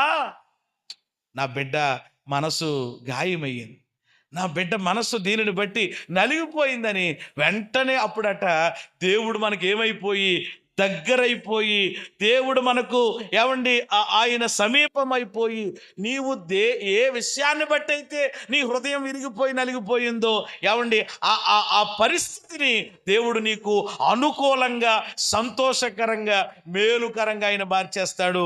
నమ్మిన వాళ్ళు స్తోత్రం చెప్పండి. అది ఇప్పుడు ఎవరికి దేవుడు సమీపంగా ఉంటాడు? విరిగిన హృదయం గలవ. గట్టిగా చెప్పండి మాట. ఎవరికమ్మా? మరి ఎప్పుడైనా విరుగుతుందా, నలుగుతుందా? విరిగినప్పుడు నలిగినప్పుడు వాళ్ళ మీద గొడవ వేసుకుంటున్నారా? లేదు, మంచి పని చేస్తున్నారు వాళ్ళు. అలా చేసే వాళ్ళు నేను ఎక్కడికి వెళ్ళేలా చేశారు? దేవుడి దగ్గరికి వెళ్ళేలా చేశారు, ప్రభు సన్నిధిలో ప్రార్థన చేసుకునేలా చేశారు. అప్పుడు దేవుని దగ్గర నుంచి ఏమొచ్చింది? ఏమంటే సమాధానం వచ్చింది, కార్యం జరిగింది, అనేకులకు ఒక సాక్షిగా నువ్వు నిలబడతావు అన్న. అలాగే నిలబడింది బైబిల్లో. దేవునికి స్తోత్రం కలిగినగా. కాబట్టి విరిగిన హృదయం గలవారికి దేవుడు ఎలా ఉంటాడు? తర్వాత మాటలన్నీ టగడగా చెప్తాను. 85వ కీర్తన 9వ వచనం, ఆయన మహిమ నివసించున్నట్లు ఆయన రక్షణ ఆయనకు భయపడు వారికి సమీపముగా ఉన్నది. చాలు. ఏమండి, ఇక్కడ రెండవ మాట ఏమిటి అనంటే, దేవుడు ఎవరికి సమీపంగా ఉంటారు? విరిగిన హృదయం గల వారికి. రెండవది ఎవరికి అనంటే, ఆయనకు భయపడు వారికి. మన దేశంలో, మన భారతదేశంలో మహిమ నివసించేటట్లు రక్షణ ఏమండి ఈరోజు ఎవరికి సమీపంగా ఉంది అనంటే, రక్షణ అంటే ఆ రక్షణ ఇచ్చే దేవుడే. ఏమండి ఆ రక్షణకు కారణం దేవుడే కదా. ఆయనైనా ఆయన ఇచ్చే రక్షణ అయినా ఎవరికి సమీపంగా ఉంటుంది అనంటే ఆయనకు భయపడే వారికి. అమ్మ, రెండవది ఎవరికి? అది దేవుడు ఎవరికి సమీపంగా ఉంటాడు? అందరికీ కాదు. ప్రియమైన దేవుని బిడ్డలారా, ఎవరు దేవునికి భయపడతారో, ఎవరిలో దేవుని భయం ఉంటుందో ఆయనకు భయపడే వారికి ఎప్పుడు దేవుడు ఎలా ఉంటాడనమాట. ఈరోజు దేవుని భయం మనలో ఉందా? ఆదికాండ గ్రంథంలో 20వ అధ్యాయం 11వ వచనంలో అబ్రహాము ఒక మాట అన్నాడు. ఆదికాండం 20:11, అబ్రహాము ఈ స్థలమందు దేవుని భయము ఏ మాత్రమును లేదు. చాలమ్మా, ఒక మాట. అబ్రహాం అంటున్నాడు ఈ స్థలంలో ఏ మాత్రం ఏమి లేదు. ఈ మాట బైబిల్లో మొదటిసారి రాయబడిన మాట. దైవ భయం అనే మాట గురించి బైబిల్లో ఫస్ట్ టైం రాయబడిన మాట అనమాట అండి ఇది. అబ్రహాము ఆ ప్రాంతానికి వెళ్ళినప్పుడు ఏమండి ఆ ప్రాంత ప్రజలు, ఆ వాతావరణం అదంతా చూసి ఏమండి అబ్రహాము చెప్పిన మాట అన్నమాట, ఈ స్థలమందు ఏమీ లేదు. మాట్లాడరేమ్మా, ఇది వరకు మేము పరిచర్యకు, సేవకు వచ్చినటువంటి తొలి దినాల్లో, సేవ ఆరంభ దినాలలో ఏమండి ఈ ప్రాంతము, ఈ పరిస్థితులు చూస్తే చాలా మందిలో ఓ రకంగా చెప్పాలనంటే ఏమీ లేదన్నమాట. దేవుని మహాకృపను బట్టి దినాలు, సంవత్సరాలు గడుచుచుండగా ఏమండి ఆ మాట చెప్పగలను. దేవుని కృపను బట్టి ఏమండి ఈ మధ్యకాలంలో దేవుని కృపను బట్టి చాలా మందిలోనికి దేవుని భయము వచ్చింది, ఇంకా రావలసి ఉంది. దేవుని స్తోత్రం చెప్పండి. ఒకప్పుడు అసలు ఏమి లేదనమాట, అసలు మామూలుగా ఉండేది. ఇప్పుడు దేవుని భయం కొంతమంది జీవితాల్లో చూస్తున్నాం. కాబట్టి ఇది తగదు, ఏమంటే ఇది మనం చేయకూడదు, ఇది కుదరదని చెప్పి నన్ను అడిగితే చాలా కార్యక్రమాలు చెప్పండి ఏమైపోయినాయి అనమాట, ఆగిపోయినాయి. ఏమండి కారణం ఏంటంటే వాళ్ళలోనికి ఏమొచ్చింది, ఇంకా కొన్ని ఆటలు, కొన్ని చెలగాటలు కొన్ని జరుగుతున్నాయనంటే ఇంకా చాలా మందిలో ఏమి లేదనమాట. మొన్న మధ్య ఎవరో అంటున్నారు, అయ్యా పాస్టర్ గారు మీరు అడుగు పెట్టిన తర్వాత, ఈ దేవుని మందిరం ఇక్కడ కట్టబడిన తర్వాత మేము ఇంతకు ముందు చాలా భయంకరమైన మరణ వార్తలు వినేవాళ్ళమనండి. యవన ప్రాయంలో ఉన్నవాళ్ళు ఆ యాక్సిడెంట్లో చనిపోయారు, ఇలా చనిపోయారు, అలా చనిపోయారు, ఈ విషయాలు వినబడే అండి. దేవుని కృపను బట్టి ఈ మందిరం యొక్క పరిసర ప్రాంతములలో అలాంటి వార్తలు వినబడకుండా దేవుడు సహాయం చేస్తున్నాడని ఒక సహోదరి ఆ మాట పంచుకున్నప్పుడు ప్రభువును నేను స్తుతించాను. దేవునికి స్తోత్రం కలిగినగా. దేవుని భయం చాలా అవసరం అండి. ఈ దినాల్లో కూడా చాలా ప్రాంతాలకి, చాలా స్థలాలకు వెళితే చాలా చోట్ల ఏమీ లేదు అని అంటే దేవుని భయం లేదు. ఏ భయం చెప్పండి? అసలు దైవ భయం అంటే అర్థం ఏంటి? దైవ భయం కలిగి ఉండడం అని అంటే మనుషులుగా చాలా అట్లు భయపడతాం మనం. చీకటి అంటే భయం, రోడ్డు దాటడం అంటే భయం, పిల్లంటే భయం, కుక్క అంటే భయం, ఎలాగ అది కాదు. దైవ భయం అంటే దేవుని ఎడల భయం అంటే ఆయన ఏదో చేస్తాడని కాదు. దేవునిని సమీపించడానికో ప్రార్థించడానికో భయం కాదు. సహజంగా కలిగే భయాలు చాలా ఉంటాయి. అయితే ఇక్కడ నేను దైవ భయం అంటే 3 మాటలు చెప్తాను. మొదటిది దేవుని పట్ల ఉండాల్సిన గౌరవం. దైవ భయం అంటే దేవుని పట్ల భక్తి విషయంలో ప్రదమైనటువంటి భయం అన్నమాట. దేవుని ఎడల గౌరవపూర్వకమైనటువంటి భయం ఉండాలి. రెండవది పాపం చేసి దేవునికి కోపం తెస్తానేమో అనేటువంటి భయం దైవ భయంగా మనలో ఉండాలి. అంటే ఈ పాపం చేయడం వలన, ఈ అబద్ధం ఆడడం వలన దేవుని కోపం వస్తుంది, దేవునికి కోపాన్ని తెప్పిస్తానేమో.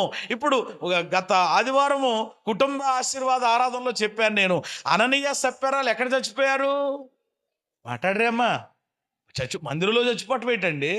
అసలు మందిరం అంటే ఎలాంటిది అంటే ఆలోచన చేయండి. అంటే మందిరంలో వాళ్ళు చచ్చిపోయారు అంటే ప్రజలందరూ చూడగా అది చూసినటువంటి సంఘానికి కూడా ఏం కలిగిందంట? మిగులు భయం వచ్చేసిందంట. కారణం అననీయ సప్ఫీరాలు చచ్చిపోవడానికి కారణం ఏంటి? అబద్ధం ఆడారు. చెప్పండి, ఏమాడారమ్మా? అంటే దేవుని మందిరంలో అబద్ధం ఆడుతున్నాము, అబద్ధం ఆడకూడదు అనే చెప్పండి, ఏమి లేదనమాట. ఈరోజు చాలా మందికి ఆ సెన్స్ ఉండలేదు. దేవునితో అబద్ధం ఆడతాం ఏంటి, దేవుని సన్నిధిలో ఆడుతా అనే ఆలోచన ఉండాలి కదా. అది లేకపోవడం వల్ల అక్కడ అలాంటిది కలిగింది. కాబట్టి భయం అంటే ఈ పాపం చేసి, ఈ పొరపాటు చేసి దేవునికి కోపం తెస్తానేమో అనే భయం మన గుండెల్లో ఉండాలి. ఇక చివరిది ఏంటంటే దైవ భయం అని అంటే ప్రియమైన దేవుని బిడ్డలారా, మనము చేసేటువంటి చెడ్డ కార్యాలు అంటే ఈ దైవ భయం ఏం చేస్తుందంటే మనం చేసేటువంటి చెడ్డ కార్యాలు చెయ్యకుండా మనలను ఆపు చేస్తుంది.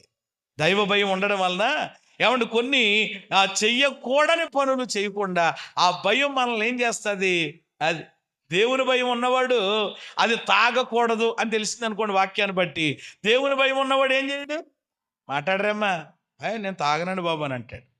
అయ్యో అవి తాగి నేను ఇప్పుడు ఉదాహరణగా దానియేలు, షడ్రకు, మేషకు, అబేద్నెగోలు ఉన్నారనుకోండి. రాజుగారు మరి తాగే ద్రాక్షారసం పెట్టారట, ఆయన తినేటువంటి ఆహార పదార్థాలు పెట్టారట, కానీ అవి తిన్నారాళ్ళు, తాగారాళ్ళు. కారణం ఏంటి? అది. కాబట్టి ఇలా దేవుని భయం ఉన్నాడు, ఇది తాగకూడదు, ఇక్కడికి వెళ్ళకూడదు, ఇది చేయకూడదు, ఇది కట్టకూడదు, ఇది ముట్టకూడదు, ఇది దేవునికి ఇష్టం కాదు అని ఏముంటుంది అనమాట. భయంలో నాడు ఏం చేస్తాడు? మాట్లాడరేమ్మా? భయం లేని కోడి ఏం చేసిందట? మార్కెట్లో పెట్టింది. శుభ్రంగా పనిచేసే వాళ్ళు ఉంటారు కదా, వాళ్ళు శుభ్రంగా ఆమ్లెట్లు వేసుకు తిన్నారు, అంతే కదా. భయం లేని కోడి. భయం లేని వాళ్ళు ఏమైనా చేస్తారు. భయం లేనివాడు ఎన్ని చెప్పినా కానీ మాండు, రే నెమ్మదిగా వెళ్ళరా బండి మీద అంటే భయం లేనివాడు ఏం చేస్తాడు? వెళ్తాడు స్పీడ్గా దేన్నో కుదడానికి. కాబట్టి ఈరోజు దైవ భయం ఏం చేస్తుందనంటే కొన్ని చెయ్యకూడని ఆ చెడ్డ కార్యాలు చేయకుండా ఏం చేస్తుంది? ఆపుతుంది. మూడవ దినమున యోసేపు చెప్పాడు అలాగా, నేను ఎవరికి భయపడువాడను. అది అంటే యోసేపు పాపం చేయకపోవడానికి కారణం ఏంటి అని అంటే, ఏమండి యోసేపు మనిషే, మనము మనుషులమే. ఏమండి ఆయనకి శోధన వచ్చింది, మనకి కూడా శోధన వస్తుంది. కానీ ఆయన పాపం చేయకుండా ఉండడానికి కారణం ఏంటి అని అంటే, యోసేపులో ఏముంది అది. కాబట్టి ఈరోజు దైవ భయం, దేవునికి భయపడే వారికి దేవుడు ఎప్పుడు ఎలా ఉంటాడు, పక్కనే ఉంటాడు అనమాట. దేవుని భయం లేనోడికి ఉన్నాడు అనుకుంటాడు వీడు. ఏమండి కానీ ఏమో దేవుడు దూరం అయితే చాలా భయంకరంగా ఉంటుందని పరిస్థితి. బైబిల్లో ఇలాగున దేవునికి భయపడిన వాళ్ళ లిస్ట్ చాలామంది ఉంటుంది. అబ్రహాం ఉన్నాడు, దేవునికి ఏం పడినవాడు, భయపడి. అందుకని దేవుడు ఎప్పుడు అబ్రహాంకి ఎలా ఉండేవాడు, దేవా అంటే వెంటనే దేవుడు నా కుమారుడు అనేవాడు, అంత దగ్గరగా. అబ్రహాము దేవుని భయం కలిగిన వాడు, ఇస్సాకు దైవ భయం కలిగిన వాడు, యాకోబు, యోసేపు, ఇలాగున్న భక్తులందరూ చెప్పండి ఏం కలిగి ఉన్నారు అది. ఇప్పుడు దేవుడు ఎవరికి సమీపంగా ఉంటారు, మొదటి మాట చెప్పండి, విరిగిన హృదయం. రెండవది ఎవరు దేవునికి భయపడతారు వాళ్ళకి. మూడవ మాట కూడా నేను చెప్తాను, 145వ కీర్తన 18వ వచనం, ద్వితీయోపదేశకాండము 4:7 వచనం, ఈ 2 వచనాల ఆధారంగా చేసుకుంటే, ఆయనకు మొర్రపెట్టు వారందరికీ, ఆయనకు నిజముగా మొర్రపెట్టు వారికి ఎప్పుడు ఆయన ఎలా ఉంటాడు. మోషే అంటాడు, ద్వితీయోపదేశకాండం 4:7 మంచి వచనం అది. ఏమండి ఇశ్రాయేలు ప్రజలతో చెప్తాడు ఆయన ఈ మాట, ఇదిగో మనం ఆయనకు మొర్ర పెట్టినప్పుడల్లా ఆయన మనకు సమీపంగా ఉన్నట్లు ఏ జనమునకు ఏ దేవుడు సమీపంగా ఉన్నాడు. కాబట్టి ఇప్పుడు మూడవ చెప్పండి, దేవుడు ఎవరికి సమీపంగా ఉంటారమ్మా, నాకు వినపడడం లేదు. గుర్రు పెట్టేవారికా, మొర్ర పెట్టేవారికి ఏం పెట్టాలి మనము, మరి మొర్రో గుర్రో లేకపోతే ఏంటో ఎవరికాళ్ళు ఆలోచన, మొర్ర పెట్టాలి అంటే దేవునికి ప్రార్థించే వారికి ఎప్పుడు దేవుడు ఎలా ఉంటాడు. ఈరోజు చాలామంది ప్రార్థన విషయంలో కొన్నిసార్లు మనము బలహీనమవుతున్నాం. ప్రార్థన విషయంలో కొన్నిసార్లు నెగ్లెక్ట్ చేస్తున్నాం. ఎవరైతే దేవునికి మొరపెడతారు ఎప్పుడు దేవుడు వాళ్ళకి దగ్గరగా ఉంటాడట. మనం దేవునికి చేసే ప్రార్థన లేక మొర్ర కూడా, అది కూడా ఎలాగ ఉండాలని వాక్యం చెప్తుందనంటే, యెషయా 55:6లో, యెహోవా మీకు దొరుకు కాలములోనే ఆయన వెతకండి, ఆయన సమీపములో ఉండగానే వేడుకోండి. ఎప్పుడు వేడుకోవాలట అది. ఇప్పుడు ఆయన మనకు దగ్గరగా అందుబాటులో దొరుకుతున్నారు. దేవుడు మంచి అవకాశాలు మనకి ఇస్తున్నారు. కాబట్టి ఆ అవకాశం ఉన్నప్పుడు, ఆ సమయం ఉన్నప్పుడు ఏం చేయాలి, మనము వేడుకోవాలి. ఆ తర్వాత వచ్చి నేను ఏదో చేస్తానంటే ఎక్కడ కుదురుతుంది. కొంతమంది ఉంటారు, ముందు రారండి, ఏదైనా కృతజ్ఞత కూడికలు ఏర్పాటు చేసుకుంటారా అని అంటే, చూద్దాం అని అంటారు. ఆఖరులు వచ్చి అయ్యగారు కోట పెడతారా, ఇంకెక్కడ కోటాలు అయిపోయినాయి, అందరికీ నీరసం వచ్చిందమ్మా, ఎవరో రానంటున్నారు, చూద్దాంలే తర్వాత. దేవునికి స్తోత్రం కలుగుతుంది. ఆఖరిలో ఏదో వస్తుందండి. కొంతమంది ఇలాగ ప్రారంభంలో రారనమాట, ఏదో ప్రకటన చేస్తూ ఉంటాం, ఎవరు ఎత్తున్నారు, ఎవరు చేశారు, ఇది చూద్దాం. ఆఖరిలో వచ్చి మాకు ఏదైనా అవకాశం ఉందండి, ఏం లేదు, మరి ఎవరో ఇచ్చేసారు, ఎవరిది. ఏదైనా సరే ఎప్పుడు వేడుకోవాలంట మనము, అది ఏదైనా సరే ఆ అవకాశం అందిపుచ్చుకోవాలి. అంతేగాని అవకాశాలన్నీ డిలే చేసుకుని, అవకాశాలన్నీ వాయిదాలు వేసుకుని, ఆఖరిలో వచ్చి మాకు ఏమైనా ఉందా అని అంటే ఏముండదు. ప్రియమైన దేవుని యాసా ఉన్నాడు, వచ్చి అంతా అయిపోయిన తర్వాత, కథ అంతా అయిపోయిన తర్వాత వచ్చి అంటున్నాడంట, ఒక్క దీవెనైనా ఉందా. ఏ దీవెనట, అబ్బాయి అన్నీ మొత్తం కొట్టేసాడు, మొత్తం అన్నీ పట్టిపోయాడు, లేవు. కాబట్టి దేవుడు మనకు అవకాశం ఇచ్చినప్పుడే, సమయం ఇచ్చినప్పుడే, ఈ బలం ఉన్నప్పుడే చెప్పండి ఏం చేయాలన్నమాట. అందుకని అద్భుతంగా ఉంటుందండి ఆ పాట. నాకు బలం ఉన్నప్పుడు పాడాలనుకున్నాను పాట, ఇప్పుడు బలమంతా పోయి పళ్ళన్నీ ఊడిపోయి తోసిపళ్ళు అయిపోయి ఏం రావట్లేదు, స్తుతండం మానేసి ఇంకోటి ఏదో వస్తుంది, పడతలేదు పదం. బలం ఉన్నప్పుడు పాడరు, బలం ఉన్నప్పుడు రారు, బలం ఉన్నప్పుడు చేయరు, అంతా అయిపోయిన తర్వాత ఇప్పుడు దేవుని కొరకు నేనేదో ఏం చేస్తా, ఇంకా చేసేదేముంది. అందుకనే బైబిల్ చెప్తుంది, నీ బాల్య దినములు ఎందే మాట్లాడరేమ్మా అందరూ అంటండి.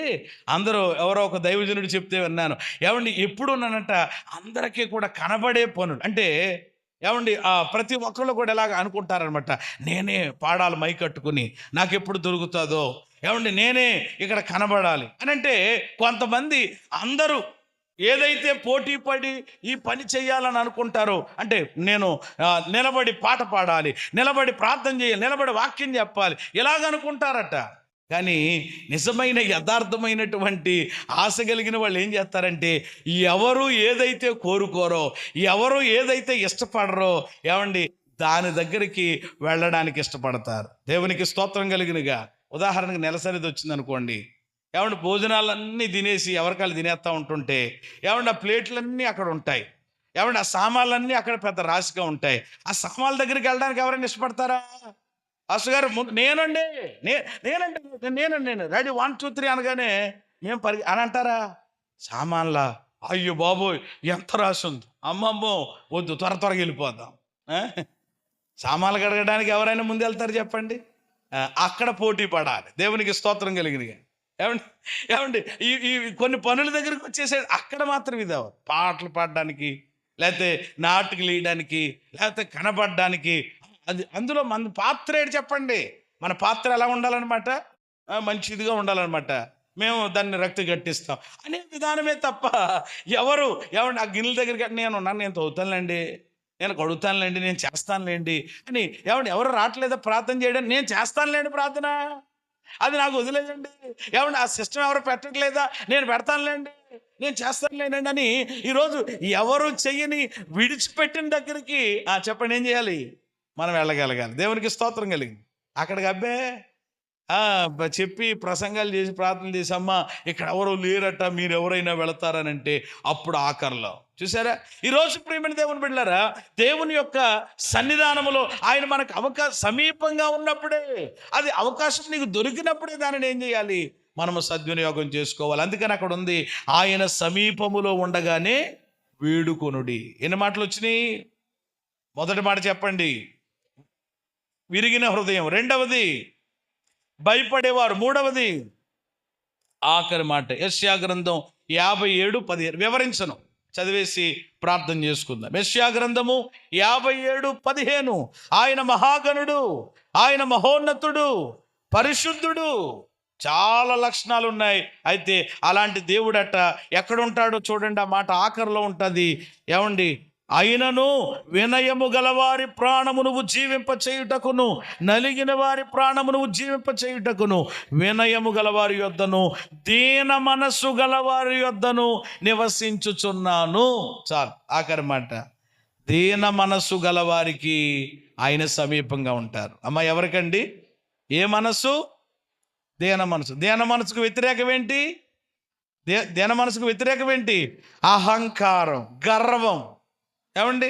అది దేవునికి ఏమాత్రము ఇష్టం ఉండదు. యాకోబు 4:6 మనకు తెలుసు కదా, దేవుడు అహంకారులను ఎదిరించి ఎవరికి కృపిస్తారట? అది అంటే ఈరోజు దీన మనసు ఎవరిలో ఉంటుందో, ఎవరు దీనత్వం కలిగి ఉంటారో, ఎవరు తగ్గించుకుంటారో వాళ్ళకి ఎప్పుడు దేవుడు ఎలా ఉంటాడు? పక్కనే. ఇది తెలియట్లేదు. తగ్గించి అహంకారులు, గర్విష్ఠోళ్ళు ఉంటారు చూసారండి. అసలు మనుషులుగా గర్వంతో ఊగిపోయే వాళ్ళంటే మనుషులుగా మనకే ఏమవ్వదు. కొంతమంది చూడండి గర్వంతో ఇదయ్యి ఇదిగా ఉన్న వాళ్ళు చూడండి, ఈ మనిషి అంటే ఈ మధ్య దేని మీద నట్టలేదు, భూమి మీద నట్టలేదు అంటారు. మరి ఎక్కడ నడుతుందో? కొన్ని మాటలు భలేగా ఉంటాయి. ఒక ఆవిడ కొత్తగా కొయిటేళ్ళు వచ్చిందంటాడు, 10 ఏళ్ళు ఉండి. అమ్మాయి అక్కడ ఎవరైనా ఉంటే మిమ్మల్ని నాకు అపార్థం చేసుకోకండి, చాలామంది వెళ్ళిన వాళ్ళు ఉంటారు, అందరూ వెళ్ళిపోతున్నారు. ఈ మధ్య కొయిట అంటే ఆ కొయిట అనుకోకండి, మినీ కొయిట ఒకటి వచ్చింది. మీకు తెలుసా? మీకు కొయిట అంటే మీరు ఇంతవరకు దుబాయ్, అబు దుబాయ్ అనుకుంటున్నారేమో. మినీ కొయిట హైదరాబాదు. ఈ రాత్రి ఎక్కితే పొద్దున్న దిగుతాం, పొద్దున ఎక్కితే రాత్రికి దిగుతాం, మినీ కొయిట వెళ్ళిపోతున్నారు. మొన్న ఒక ఆయన అంటున్నాడు, ప్రార్థన చేయండి పాస్టర్ గారు. ఏమన్నాను అన్నాను, 30 మంది వెళ్ళిపోయారట ఆయన సంఘంలో. ఎక్కడికే? మీరు ఎవరు వెళ్ళకండి, దేవునికి స్తోత్రం కలుగునుగా, ఇక్కడే ఉండండి. దేవుడు మీకు ఇచ్చినటువంటి పని ఏదోటి చేసుకోండి, దేవుడు మిమ్మల్ని ఆశీర్వదిస్తాడు. భలే ఉంది పాస్టర్ గారు ఈ సలహా చెప్పారని అనుకోకండి. అందుకని హైదరాబాద్ కదా, ఎక్కడికి వెళ్ళినా నేను చెప్తాను, ముందు వెళ్ళకండి అని చెప్తాను. కానీ మనవాళ్ళు వెళ్ళిపోయి తిరిగి మళ్ళీ ఏం చేస్తారనమాట, ద్వారపూడి వస్తారు. అందుకని ద్వారపూడి వచ్చిన వాళ్ళు అంటే ఇంకెక్కడికి ఏం చేయలేరట, వెళ్ళలేరంట. మా నాన్నగారు కూడా అంతేనమాట. ఎక్కడికి వెళ్ళినా గిరగిరి తిరిగి సాయంత్రానికి వచ్చేస్తాడు. మొన్న కూడా అలాగ వచ్చేసాడు మా మా బాబుని తీసుకుని వెళ్ళి. కాబట్టి ప్రియమైన దేవుని బిడ్డలారా, ఏమంటే దేవుడు మనల్ని ఆశీర్వదించాలే కానీ మనం ఎక్కడున్నా ఏం చేసినా ఆశీర్వదించబడతాం. దేవునికి స్తోత్రం కలుగునుగా. ఏమండి ఎందుకు ఈ మాట చెప్తున్నానంటే, కోయిటేళ్ళు వచ్చి ఏమండి ఆ చేలో ఏమంటే వరి కోత జరుగుతుందంటండి. ఆ కోత జరుగుతున్నప్పుడు ఆవిడ అంటుందంట కోసే వాళ్ళ దగ్గరికి వెళ్ళి, ఏమండి బియ్యం కాసే చెట్టు ఇదేనా అని అడిగిందట. ఏం కాసే చెట్టు? బియ్యం కాసే చెట్టు ఇదే. అప్పుడు వెంటనే కొంతమంది ఉంటారు కదా, అయ్యో బాబా కోయిటేళ్ళు ఎంత అంటారు మాత్రాన్న, ఏమంటే ఇప్పుడు ఇది ఏమైపోయిందనమాట అని అనుకున్నారట. అంటే ఈరోజు ప్రియమైన దేవుని బిడ్డలారా, మన కథ మారిన తర్వాత, మన పరిస్థితి మారిన తర్వాత మనము ఏమాత్రం కూడా మనలోనికి ఏమి రాకూడదు, అతిశయం కానీ ఎంత మనము తగ్గించుకుంటే అంతగా దేవుడు మనలను, వాక్యంలో ఉంది కదా, తన్ను తాను తగ్గించుకొనివాడు హెచ్చించుకునేవాడు తగ్గించబడతాడు. కాబట్టి దీన మనస్సు కలిగిన వారికి ఎప్పుడు దేవుడు ఎలాగ ఉంటాడు? భుజం మీద చెయ్యేసి అంత సమీపంగా ఉంటాడు. ఈరోజు చాలామంది జీవితాల్లో గర్వం, అందుకని ఏం చూసుకున్నావు అంటారు. నాకు అదే అర్థం కాదనమాట. ఏం చూసుకుని గర్వం?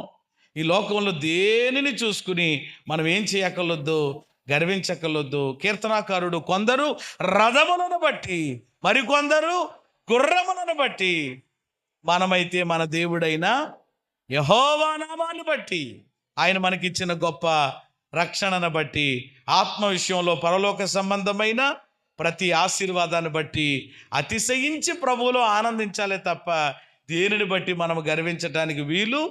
గర్విష్ఠులకు దేవుడు ఎప్పుడు ఎలా ఉంటాడట? అహంకారులుగా, ఏమండి అహంకారులకు దేవుడు దూరంగా ఉంటాడట. దీనులకు దేవుడు ఏమిస్తాడట?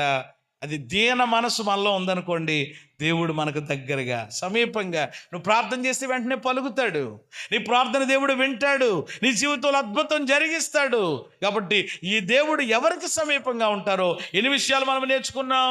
4. మొదటి మాట చెప్పండి, విరిగిన హృదయం. మరి విరుగుతుందా? విరిగి నలిగినప్పుడు వెంటనే దేవుని సన్నిధికి వెళ్తున్నావా? ముఖం చిన్నబుచ్చుకుని ఏమండి భోజనం చేయడం మానేయడమో, అలగడమో, సనగడమో చేస్తున్నావా? ఆలోచన చేద్దాం. రెండవది ఏమండి ఏంటండి? దేవునికి దైవ భయం ఉంటే ఎప్పుడు ఆయన మనకు ఎలా ఉంటారు? నువ్వు ప్రార్థన చేయగలిగిన వెంటనే దేవుడి దగ్గర నుంచి సమాధానం వచ్చేస్తుంది. మూడవది, ఆయనకు మొర్రపెట్టి ఎవరు ప్రార్థన చేస్తారో ప్రార్థించే వారికి దేవుడు ఎప్పుడు అందుబాటులో ఉంటారు. 4వది, దేన మనస్సు. ఈ 4 లక్షణాలు మనం కలిగి ఉండగలిగితే ఏమండి అప్పుడు దేవుడు మనకు దగ్గర అయిపోతాడు. ఇంకా దేవుడే గనక మనకు దగ్గర అయితే, దేవుడే మనకు సమీపంగా ఉంటే మన పరిస్థితులన్నీ ఏమైపోతాయి? మార్చబడతాయి. ఆశ్చర్యమైన కార్యాలు జరుగుతాయి. అప్పుడు వేళ వలె మనం కూడా దేవునికి ఏం చేస్తాం? అది ఈ కీర్తన యొక్క ఏమంటే ధ్యానం. అది నేను ఒక వచనమే ధ్యానం చేశాను. నేను, దేవా మేము నీకు కృతజ్ఞతాస్తుతులు చెల్లిస్తున్నాం, ఎందుకంటే నీవు సమీపంగా ఉన్నావని మీకు కృతజ్ఞతలు చెల్లిస్తున్నాం, నరులు నీ ఆశ్చర్య కార్యములను అన్నాడు భక్తుడు. కాబట్టి ఒకప్పుడు దేవుడు సమీపంగా లేకపోతే వాళ్ళ పరిస్థితులు ఏంటో చూసాం. దేవుడు దూరం అయిపోతే మన పరిస్థితి చాలా భయంకరంగా మారిపోతుంది. అదే దేవుడు సమీపమైతే మన పరిస్థితులన్నీ ఆయన మార్చి ఆశ్చర్య కార్యాలు జరిగిస్తాడు. అదే చేశాడు వీళ్ళ జీవితంలో. అందుకనే పాడుతున్నారు వాళ్ళు ఈ పాట. ఈ కృతజ్ఞత ఆదివారం రోజునాడు కూడా ఏమండి దేవుడు ఇప్పటికే మన జీవితాల్లో ఎన్నో కార్యాలు చేయగా, ఏమండి ఇంకా రాగల దినాల్లో గొప్ప కార్యాలు ప్రభు చేయబోతున్నారు. అయితే ఆయన సమీపముగా ఉండే దేవుడు. ఆయన ఎవరికి సమీపంగా ఉంటారో నేర్చుకున్నాం కనుక ఆ 4 లక్షణాలు మన జీవితానికి అన్వయించుకుని ఏమంటే దేవుని సన్నిధిలో విరిగి నలిగిన హృదయం కలిగి ఉందాం. దేవుని సన్నిధిలో భయపడే వారిగా ఉందాం, మొరపెడదాం. ఏమంటే దీన మనసు కలిగి ఉందాం. ఆయన నీకు దగ్గరైపోతాడు. ఏమంటే ఆయన మన చెంత ఉండి మన చింతలన్నీ తీర్చి మన జీవితాల్లో గొప్ప కార్యాలు చేసి ఒకరోజు నీవు కూడా దేవుని సన్నిధిలో నిలబడి ఆయనను మహింపరిచే బిడ్డగా చేస్తారు. అట్టి కృప దేవుడు మనకు దయచేయునుగాక.